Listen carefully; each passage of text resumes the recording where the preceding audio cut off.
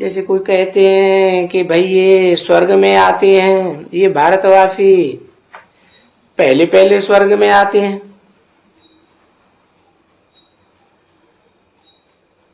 अभी कोई कोशिश करे कि हम स्वर्ग में आवे, तो उनकी कोशिश करने से हो सकता है? नहीं, आ ही नहीं सकते हैं। क्योंकि ये झाड़ तो बहुत अच्छी तरह से हम दिखाते हैं ना, जो जो जिस जिस समय में धर्म आते हैं सारा दिखाते हैं। तो जिस समय उनका धर्म आने का है उसी समय आएंगे ना।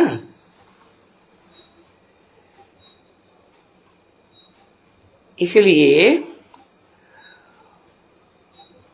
उनकी समझ को सुधारना होता है, क्योंकि वो तो हुई उनकी समझ। बाकी ये तो हुआ बहुत थोड़ा, क्योंकि 4 धर्मों की 3 धर्मों की बात, पर इनके आगे जो था आदि सनातन देवी देवता धर्म, जो लक्ष्मी नारायण का कहें, उनका कितना हुआ समझे ना। तो वो झट समझ जाएगा कि जो कल्प इतना बढ़ा दिया है लाखों वर्ष का, वो इतना बड़ा हो ही नहीं सकता।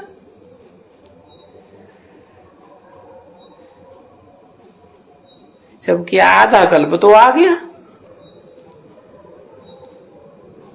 आधा कल्प तो ये 2500 वर्ष से दूसरे धर्म पिताएं आए, और उससे पहले 2500 वर्ष देवी देवताओं का राज्य। उन धर्मों की तो बड़ी बड़ी संख्या है, ढेर संख्या है, और उन सब की ढेर संख्या वालों की आ गई आधा कल्प में। तो अब बताओ, देवी देवताओं का भी मिला दें तो जास्ती कैसे हो सकता है? 5000 वर्ष से जास्ती तो हो ही नहीं सकता। तो जब भी कल्प जास्ती वर्ष का हो नहीं सकता है, तो ये भी पक्का हो जाता है कि 84 लाख जन्म भी नहीं हो सकते हैं।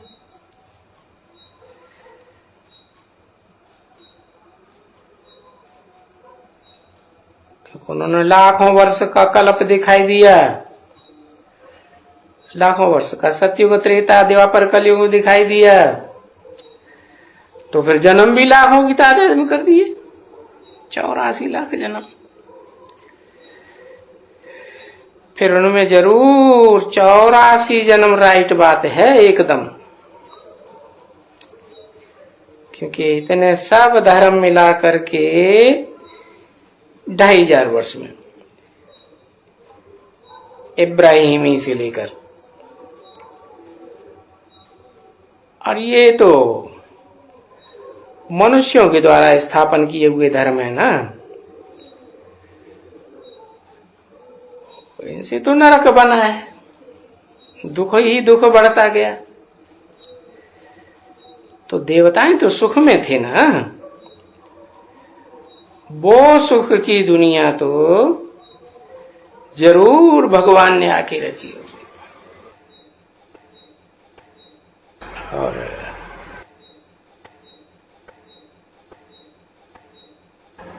इनकी तो राजाई थोड़ी थोड़ी चलती है, भगवान ने आकर के राजाई दी होगी देवताओं को, तो लंबे समय की राजाई दी होगी ना।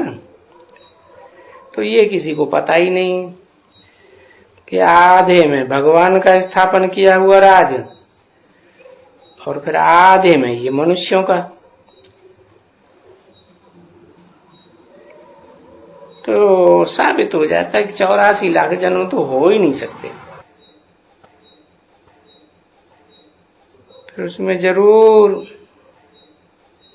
एकदम 84 जन्म, ये राइट बात है। और वो तुमको समझाना होता है, जैसे बाप समझाते हैं तुम बच्चों को, तो तुमको भी समझाना होता है। क्योंकि वो जो समझते नहीं है, क्योंकि शास्त्रों में तो लिखा हुआ है कि कलयुग अभी 40,000 वर्ष पड़ा है?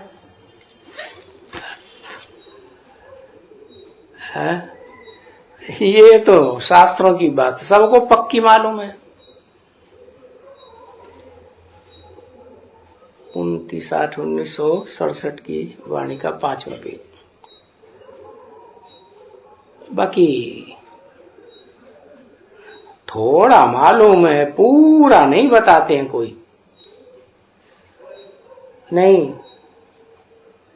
सिर्फ भारत का 40,000, हाँ, भारत का 40,000 जन्म बताए कर करके। अच्छा, और मनुष्यों को अंधियारे में डाल दिया।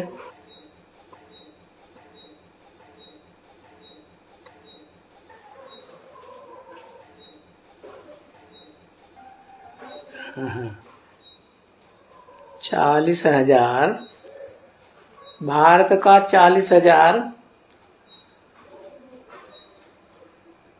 जन्म बताए कर करके मनुष्यों को अंधियारे में डाल दिया।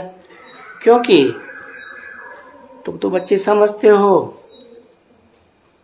कहाँ 5,000 वर्ष का पूर्वा ड्रामा,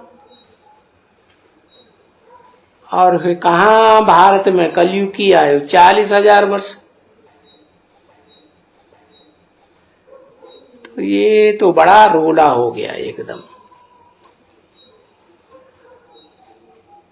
और शास्त्रकारों को कभी भी ख्याल में ही नहीं आता है, तो कोई कुछ समझ नहीं सकते। तो फिर जब ये लड़ाई लगती है तब समझते हैं कि जरूर ये भगवान आना चाहिए। परंतु अभी भगवान तो आना चाहिए संगम युग पर, और वो संगम तो होता है कलयुग के अंत और सतयुग के आदि संगम पर। परंतु वो कलयुग को तो 40,000 वर्ष दे देते हैं। बताते हैं कि द्वापर को 5,000 वर्ष हुआ।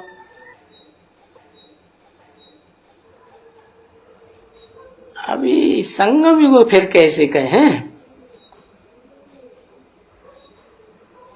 ये महाभारत महाभारी लड़ाई कैसे कहें? क्योंकि महाभारी महाभारत लड़ाई लगी है संगम युग पर। और वो बाप भी कहते हैं कि मैं आता ही हूं कल्प कल्प कल्प के संगम पर।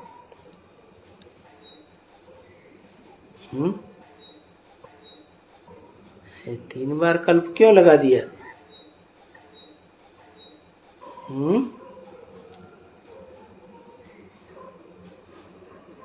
क्योंकि हर युग की शूटिंग में 4 अवस्थाएं बीतती हैं। 4 अवस्थाएं माने सतयुग, त्रेता, द्वापर, कलयुग। तो बता दिया कल्प कल्प कल्प के संगम युग पर आता हूं। और शास्त्रों में ऐसे लिख दिया है कि हर युग में आता हूं। अरे आप क्यों आता है और क्यों आएंगे? बाप तो बताएंगे, आकर के बताएंगे नई दुनिया की स्थापना करने का, पुरानी दुनिया का विनाश करने का। सो जब नई दुनिया की स्थापना होती है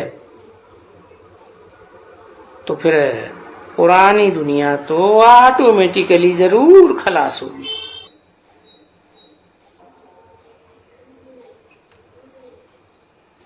तो कायदा है ना बच्चे। और यहां भी देखो, तो जब नई दुनिया बनती है, नया घर बनता है, तो ये मालूम है ना पुराना घर तो तोड़ा जाता है, खत्म होने का है। तो फिर जबकि नया घर होना ही है और तुम पढ़ते ही हो, तो पीछे जरूर पुराना घर खत्म हो जाएगा। इसलिए फिर ये लड़ाई लगी हुई है। अब ये शिव की प्रेरणा से या उनकी आंखें खोलने से विनाश होता है, वो तो ऐसे कोई बात नहीं है। ये तो बिल्कुल अंडरस्टूड है कि नई दुनिया स्थापन हो रही है, और ये भी अंडरस्टूड है कि पुरानी दुनिया खलास हो जाएगी। फिर पुरानी दुनिया खलास हो कहां हो जाएगी? अरे मनुष्यों की ही बात है ना सभी। तो ये तो दुनिया, ये तो मकान वकान और सभी ये अर्थक्वेक वगैरह में सब खलास हो जाएंगे।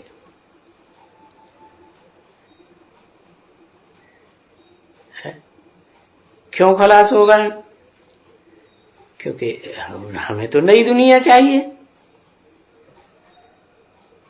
तो अभी पुरानी दुनिया खलास, नई दुनिया स्थापन होती है। तो अब ये नई दुनिया तो जरूर बनेगी। पहले भी थी नई दुनिया,